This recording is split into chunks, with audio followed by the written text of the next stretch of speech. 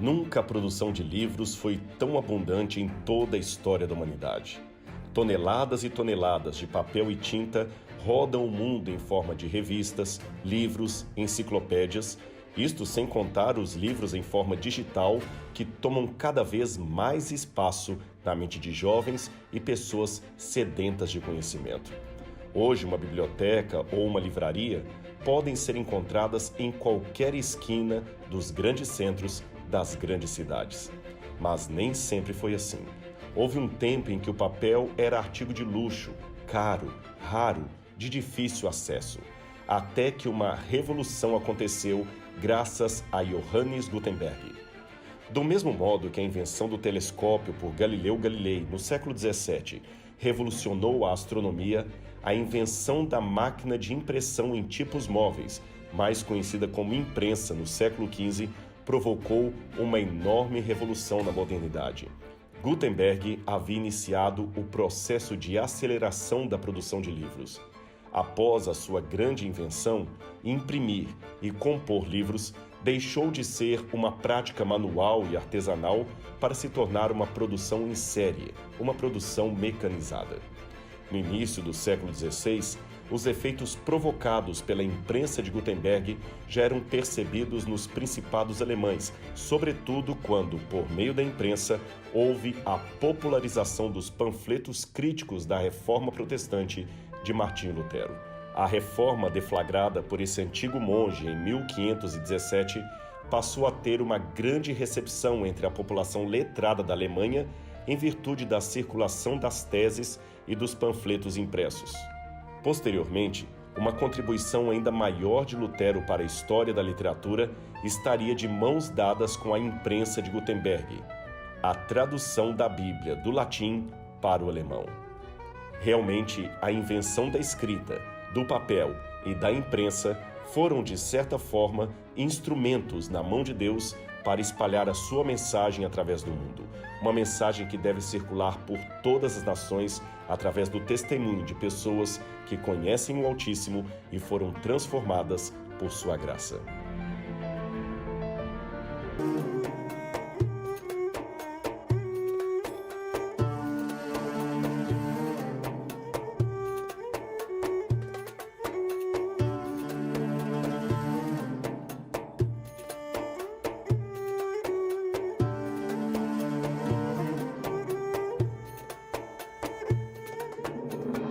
A arte de ler e escrever foi uma verdadeira revolução na história da humanidade, e os egípcios foram pioneiros nessa área. Mas para escrever coisas além das inscrições nas paredes e templos e sarcófagos, era necessário ter o papel, não é mesmo?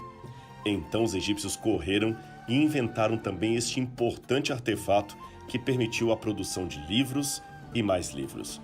Nossa equipe foi até uma fábrica de papiros no Cairo, que ainda usa as mesmas técnicas milenares, desde os tempos de Faraó, para compor o papel.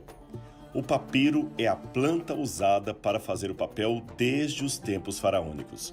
Ali fomos recebidos por um simpático egípcio que nos mostrou a arte e a forma de se produzir lindos quadros que encantam os visitantes até hoje, além de nos contar um pouco a história da produção de livros na antiguidade.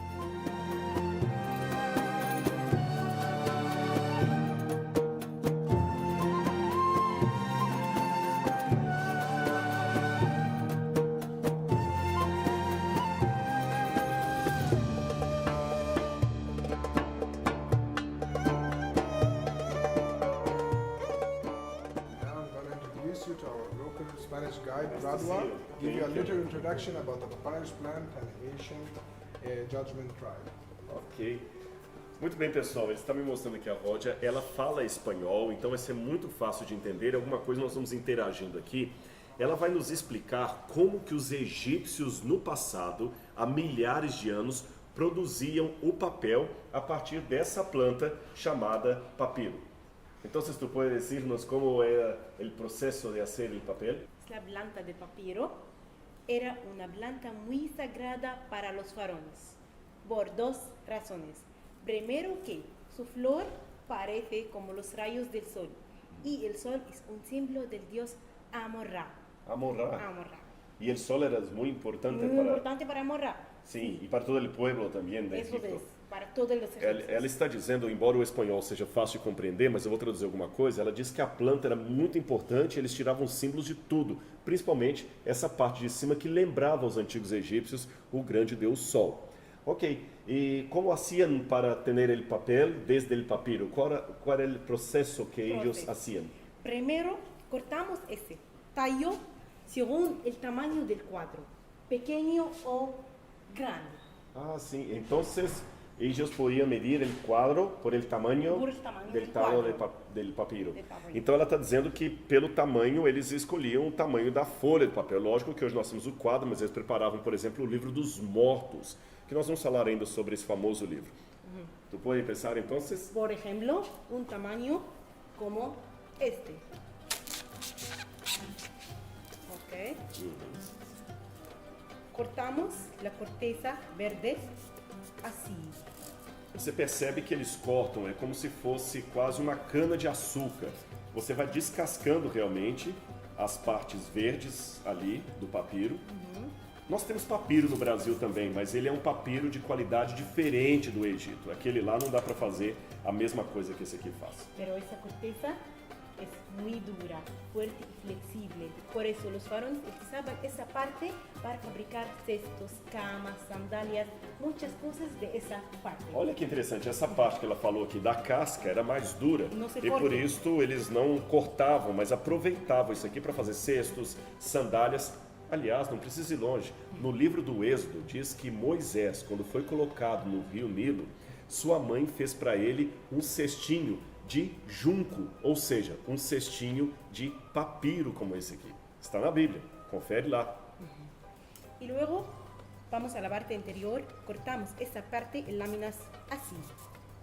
É fácil de entender. Você que está em casa está percebendo a parte interior, você corta em lâminas. Lâminas finas que você vai preparando, cada uma delas. E, repito, quando você olha assim, lembra bastante a cana de açúcar do Brasil. E depois disso, o que hacemos? Pero esas láminas, ¿verdad? Cortan fácilmente. O que ela está dizendo é fácil. Essas lâminas elas ainda são frágeis. Como é que isso aqui pode virar um papiro tão forte, tão flexível? Por eso utilizamos ese rodillo para sacar el agua fuera.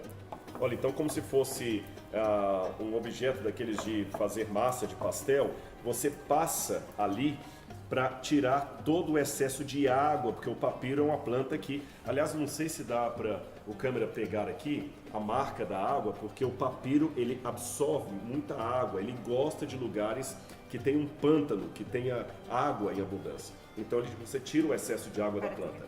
Eso es. Y luego poner la lámina otra vez en el agua. Olha que curioso, você tira a água, mas depois você coloca a lâmina novamente na água. No. Una semana para ese papiro claro y 2 semanas para el papiro oscuro. Então, mesmo naquela época, eles tinham cores diferentes de papiro. Uma semana para o mais claro, 2 semanas para o mais escuro. E eu penso que depois, o color é porque Se tinha muito... bom a causa do color. Ah, exatamente, olha. Depois de muito tempo na água, perceba o que ela acabou de colocar agora, daquele que já está uma semana ou mais. Esse aqui de uma semana, ele é mais escuro. 2 semanas, uma semana e olha o novo, a cor muda. E como podemos fazer desde isto para que se cambie el papel? Y luego sacamos las láminas del agua y ponerlas así entre 2 telas. ¿Ok?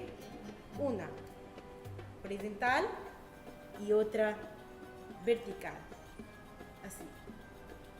Como se fuera um tejido. Eso es, como una trama o Trama una de trenza. trença. Isso A mesmo. trama na trença, quando você tem um tecido, qualquer tecido, você percebe que ele tem o que chamaremos em português de trama e urdidura. Você percebe, você vai desenhando, olha bem o que ela está fazendo. Cada um você vai colocando e você vai desenhando como se fosse realmente um tecido, vai entrelaçando as folhas de papel. E depois? Y después cogemos la tela y ponerla una semana más debajo de esa prensa. Piedra tem muito. Eles têm muita pedra. Bom, você vê que demora. Depois do processo na água, você colocava numa prensa, evidentemente que no tempo egípcio antigo não havia prensa, eles usavam a pedra, e aqui ela fez uma demonstração, mas você trançava todo o papel por completo. E depois que você tinha isso aqui, que ele estava completamente seco, veja bem, cortou 1, 2, mais semanas na água, depois você prensa de novo, e depois, que temos? Finalmente, Una hoja de papiro. papiro forte. Deixe-me pegar aqui, olha bem, ele é transparente, eu não sei se a câmera consegue pegar aqui na luz, você consegue ver a trama e a urdidura do papel. Perceba os desenhos aqui. E é muito interessante, porque o papel realmente ele fica, você pode dobrar, você pode usar e finalmente escrever as suas cartas, os seus livros e a mensagem de Deus para o seu povo. Sim, porque boa parte dos originais da Bíblia foram escritos em folhas de pergaminho como esta. Os manuscritos da Bíblia Sagrada foram escritos em pergaminhos, velinos ou papiros, como estes do Antigo Egito. Durante os últimos 2 milênios de nosso calendário, foram encontrados inúmeros manuscritos que contêm a Bíblia repleta e muitos outros que contêm apenas uma parte dela, ou ainda, manuscritos em papiro contendo 1 ou 2 livros da Bíblia Sagrada. Foram encontrados também diversos fragmentos de papiro.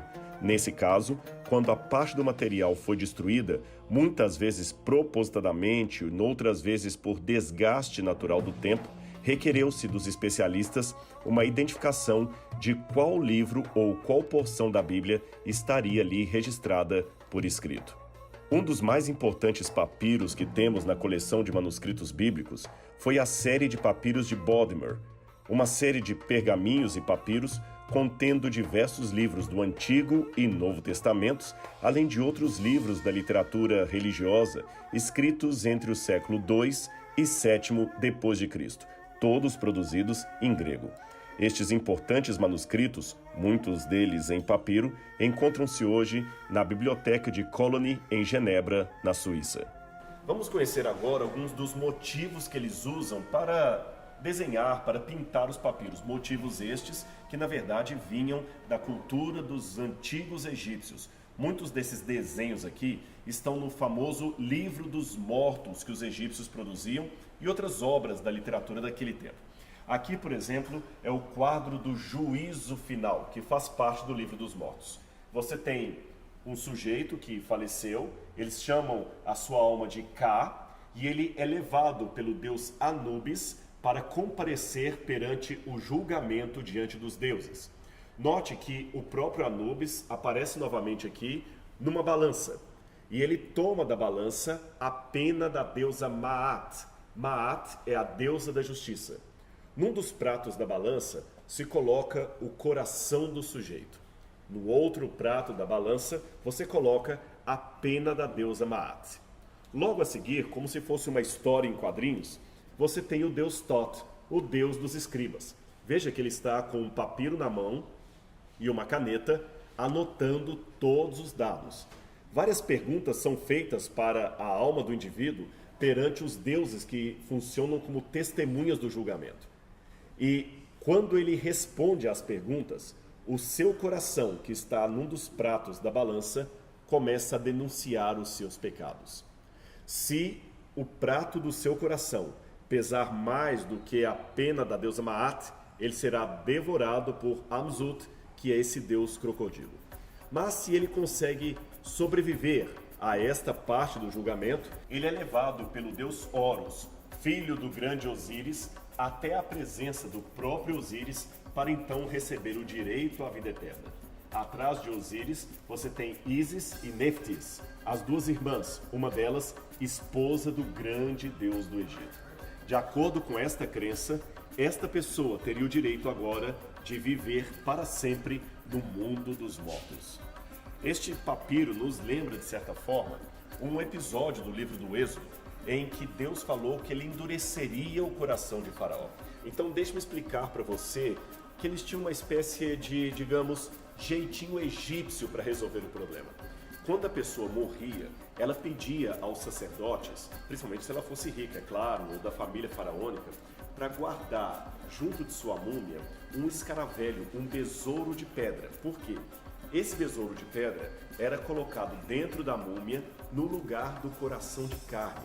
Lembre-se, era o coração de carne que denunciava os pecados da pessoa fazendo com que a balança pesasse contra o indivíduo e a favor da pena da deusa Maat. Então, para que isso não acontecesse, eles enganavam os deuses, ou pensavam que podiam enganar os deuses.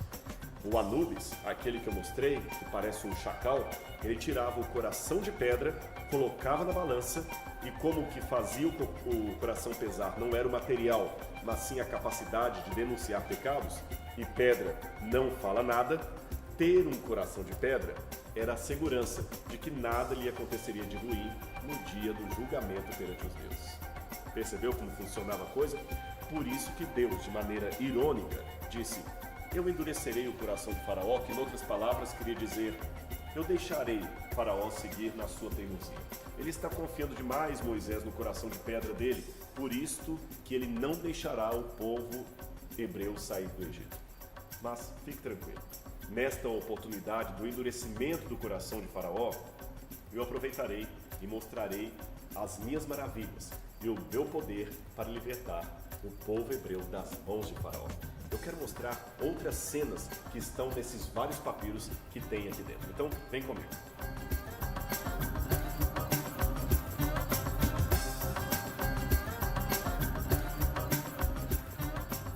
Esse é um outro quadro, uma cena muito famosa. A pintura original está no trono do faraó Tutankhamon, que aliás aparece aqui sentado em seu trono. E em frente a ele está a sua esposa. E num gesto de carinho, você tem dois símbolos muito marcantes da época faraônica. Um deles, perceba que o faraó está calçado com uma sandália e descalço do outro pé. E a sua esposa, de igual modo, tem um pé calçado e o outro descalço. Este símbolo significa que eles tinham uma aliança, um acordo de andarem juntos no mesmo passo. O segundo símbolo é que, num gesto de carinho, ela está passando perfume no faraó. Passar perfume numa pessoa era uma forma de dizer que ela era amada, bem-vinda, bem querida pelo outro que o estava perfumando. Aí você entende como Jesus se sentiu ao ser perfumado por Maria Madalena naquela noite na casa de Simão. Diz assim o relato bíblico: e dali a 2 dias era a Páscoa e a festa dos pães ázimos. E os principais dos sacerdotes e os escribas buscavam como prenderiam Jesus com dolo e o matariam. Mas eles diziam: não na festa, para que porventura não se faça alvoroço entre o povo. E estando ele em Betânia, assentado à mesa em casa de Simão o leproso, veio uma mulher, que trazia um vaso de alabastro com unguento de nardo puro de muito preço, e quebrando o vaso, lhe derramou sobre a cabeça. E alguns houve que em si mesmos se indignaram e disseram: para que se fez esse desperdício de unguento? Porque podia vender-se por mais de 300 dinheiros e dá-los aos pobres. E bramavam contra ela. Jesus, porém, disse: deixai-a, por que a molestais? Ela me fez uma boa obra, porque sempre tendes os pobres convosco, e podeis fazer-lhes bem quando quiserdes, mas a mim nem sempre me tendes. Esta fez o que podia, antecipou-se a ungir o meu corpo para a sepultura. Em verdade vos digo que, em todas as partes do mundo onde esse evangelho for pregado, também o que ela fez será contado para a sua memória. Eu espero que você esteja gostando dessa aula sobre o papiro na antiguidade e tenha entendido que eu poderia até chamar esta explanação de do papiro ao Facebook. E o último não existiria sem a criação, sem a invenção do primeiro. E deixe-me falar de mais 2 quadros para você. Um deles, que me fascina muito, é este aqui. Ele originalmente representa o mesmo desenho que está no teto do templo de Dendera. Hoje esse desenho não está mais aqui no Egito. E você tem retratado qual era a visão egípcia das constelações.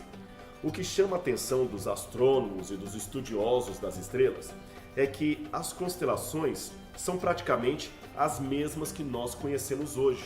A diferença está apenas no nome e no mito por detrás dela. É porque, geralmente, as constelações hoje têm nomes da mitologia grega. Então você tem a constelação de Perseu, você tem a constelação de Hércules, você tem a Ursa Maior, a Ursa Menor. Eles tinham outros nomes e outras mitologias. Mas note, por exemplo, esta que está bem aqui. Eu vou pedir o nosso câmera para que ele possa tentar focalizar para você. Você tem Osíris pisando na cabeça de uma serpente. E é interessante que os egípcios tinham uma antiga tradição de que esta era a simbologia de uma morte e redenção da humanidade. Há uma semelhança do Gênesis com isto, pois lá é dito que o descendente da mulher, que é o Messias, também pisaria na cabeça da serpente. E Osíris, o principal deus do panteão egípcio, representa para eles a constelação de Órion. Órion é uma constelação que tinha um significado muito interessante no passado, não somente entre os egípcios, mas também entre os hebreus e outros povos do Oriente Médio. Eu não estou com isto querendo dizer que a Bíblia plagiou estes mitos, não é isto.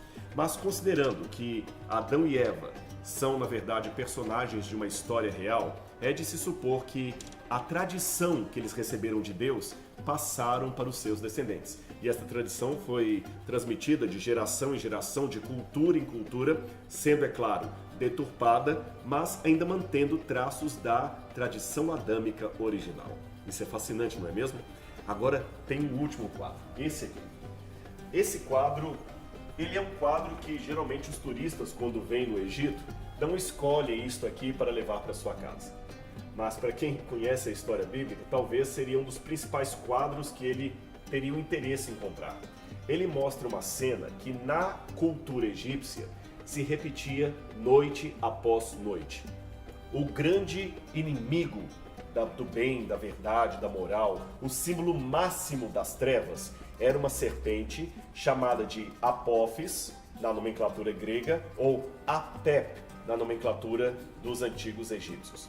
Esta serpente, Apep, era tão maligna que ela nem era adorada como uma deusa, como uma divindade. E os deuses todos, dia após dia, ou melhor, noite após noite, tinham que duelar na barca solar contra a serpente do mal. Você vê que ela está aqui do lado de fora, sendo representada, aqui também, e todos os deuses estão juntos para tentar destruí-la, todos eles. Você tem Amon-Ra, você tem Set, que está aqui na barca solar, você tem Horus. Aqui em cima você vê até o olho de Osíris, e você vê esta mesma serpente com asas. A Apep é mostrada aqui como sendo uma serpente que arrasta algumas estrelas do céu. É curioso como isso se lembra com o Apocalipse, que diz que o dragão, a antiga serpente, arrasta a terça parte das estrelas do céu. E mais aqui embaixo, esse quadro é fascinante. Nós temos o deus Horus, o filho de Osíris, com um cajado na mão e segurando a serpente pela cauda. Você se lembra que Moisés, quando estava recebendo o chamado de Deus, também tinha um cajado na mão. E quando Moisés jogou o cajado no chão sob a ordem de Deus, o cajado virou uma serpente. E Moisés teve a ordem de segurar a serpente pela cauda. E a serpente virou novamente um cajado. Eu repito o que falei anteriormente. Não é que a Bíblia plagiou esses mitos, mas devemos levar em consideração duas coisas. Letra A. Moisés foi criado na cultura egípcia. Então ele se reportava, se expressava muitas vezes usando colocações próprias do mundo egípcio. E em segundo lugar, ninguém falsifica uma nota de $13, porque não existe uma nota de $13. Você pode inventar uma, não falsificar. Geralmente se falsifica o que é verdadeiro. E se houve realmente uma história da redenção verdadeira, passada por Deus a Adão e de Adão aos seus descendentes, é lógico que essa história foi deturpada e mesmo no paganismo encontramos eco daquela verdade que Deus transmitiu a nossos primeiros pais. Bem, o nosso tempo está acabando e o nosso encontro de hoje fica por aqui. Mas nós temos uma continuação ainda para tratar de outras histórias maravilhosas deste país chamado Egito, que nos ajuda a compreender muito do contexto da Bíblia Sagrada.